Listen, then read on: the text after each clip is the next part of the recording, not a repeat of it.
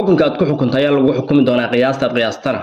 waa lagu qiyaasi doonaa wax badan ayaan halkan waxaan ka soo daynay wax badan ayaan halkan waxaan ku sheegnay dadka Soomaalida cadawga ku oo koobaad dadka maanta dhalinyaro badan oo Soomaali ah xabsiyada ugu jiraan dadka maanta dhalinyaro badan oo Soomaali ah ay ka cabsanayaan dadka maanta dhalinyaro badan oo Soomaali ay uga tageen noloshoodii dadka kaliya ee qasaaraha ugu badan Soomaalidu maanta ay ka soo gaartay maanta Soomaalida qurbaha ku nool hadii la yiraahdo dhibaatay idin ku hayo ama ay dhibaateen ka soo gaartay ama dadkii ugu dambeeyay la dilay yaa dilay hadii la yiraahdo cid kale ma waa dadka la yiraahdo Falastiinka adinka dadka Falastiinka la yiraahdo waxaad ka aaminsantiin wax kale laakiin waxa ay yihiin waa wax kale dadka dariska la noqday waxa la yiri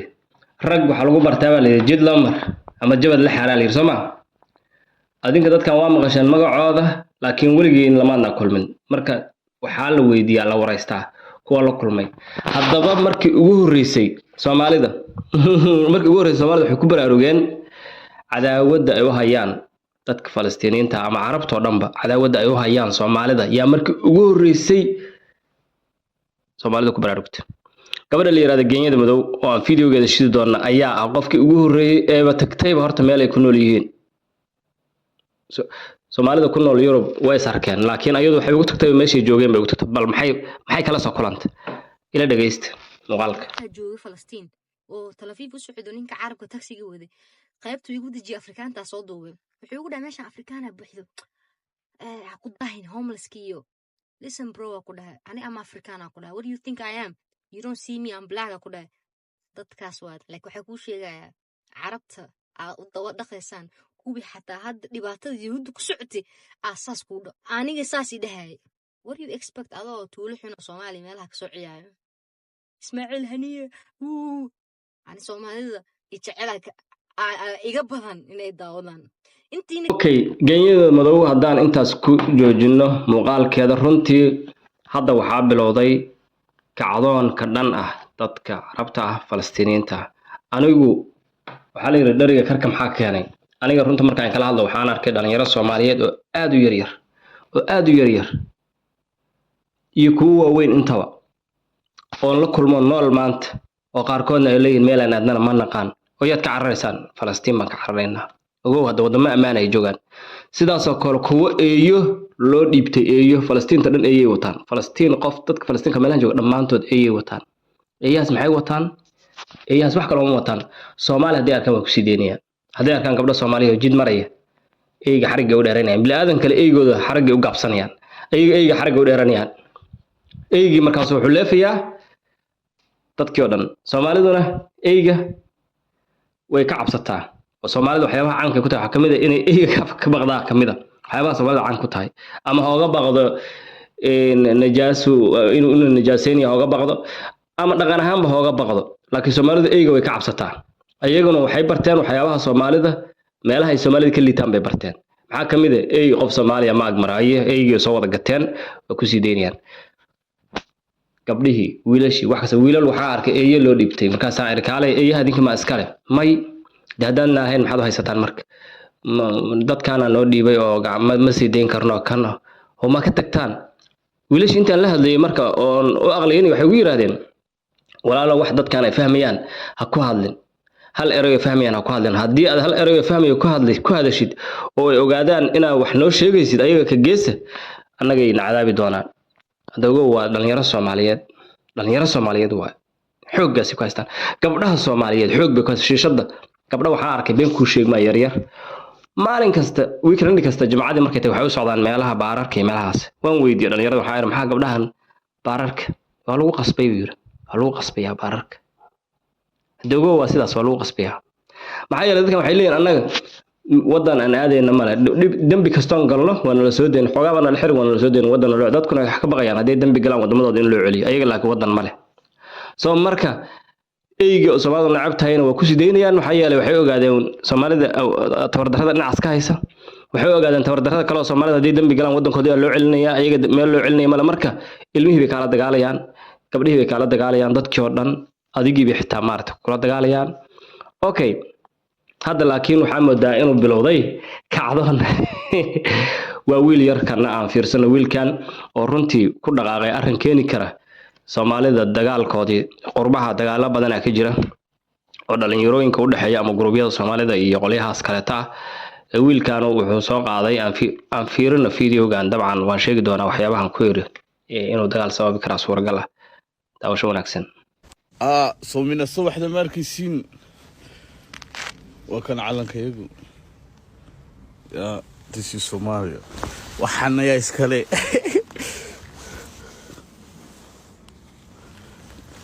يا تسيش موبايل خلقول يا ماشي خشنكا مع السلامة يا حبيبي if you talk Somalia bad we talk to bad fucking you aad iyo aad fiidiyoga ma sii wadayna intaan ku joojinayna fiidiyogan marka waxaan u leeyahay fiidiyogan wuxuu keeni karaa arrin aan gacan ka hadal buu keeni karaa waxa leeyahay waxa weeyaan in calankoodii buu qaaday wuxuu ku riday uu ku istaagay wuxuu ku riday meesha qashin qubka soo marka ani ahaanteeda waxaan dhihi lahaa inuu saas sameeyo ma ahayn inuu calankiisa kaliya ku faano ayay ahayd maxaa yeelay inuu calankaas soo qaato ma ahayn in sabab loo soo qaato calankaas meesha kuma jirto runtii arrinkan oo tan oo dadka day sameeyaan waxa suuragal ah inaysan wanaagsanayn dhinaca ammaanka xaqiisa marka sameynina laakiin de wadankiina jeclaada gartana dadkaanu inaysan jeclayn garta waad bagarateen qof meel u socda lama celin kara yiri Soomaaliya waad fahanteen wax kale loo fahmin Soomaalida dhulkooda ay jecel yihiin marka yiri waa leedin keenaa dadkaas markaasay xaqiiqada Soomaalidu waa dad I don't know waxaan ku sheegay ma garanayo laakiin Soomaalida waa dad caadifiin miyaan dhahaa xaqiiqo kale ma yaqaanaan waa dad caadifiin ma xaqiiqaday garanayaan maanta dadka Soomaaliyeed ee qurbaha ku nool inta dhimatay la dilay dadka dilay waa ayaga waa haddii xaqiiqo wax ku fahmayaan markaas ay fahmi lahayn masaajid kasta Soomaali furteen ayaga ka xoogay haddii masaajid Soomaali laga xoogay ayaga ka xoogay ma beentay ba soo dadkaas oo dhibaatay community-ga Soomaalida ku hayaan ilmihii bay ku hayaan gabdhihii bay ku hayaan qof kastay ku hayaan bilaadan kafkan maalmaha kamid ah sheeko yaran kaga sheekeynaya oo run ah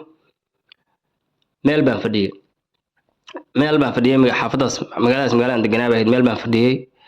meeshaan fadhiyay marka maxaa ku yaala meesha meel oo la isku soo urur oo jaaliyadu leedahay ku yaalay meeshaan qof ku balansanayn meeshaan marka kursi baan ku fariistay mid baa shaah kuwa marka waxay dhaheen shaah ma cabisa shaah baan la cabay marka aniga iyo waxa isla fadhinaa nin Soomaali ah baa isku dhinac fadhina dhinac kale waxa fadhiya laba nin oo Carab ah waxaana soo agmaray marka wadaad lug ka jiisay oo lugta si xun uga jiisay macnaha lugtu way tiganta saas ay u tiganta waxba kaga dhacdo koor marka lug tigan way markuu tilaabo qaaday saas u qaadaya lugta ninkuu agmara saana noo agmara markuu agmaray anna wala fadhiya moogta iyo qof kale oo Soomaali ah bay la fadhiya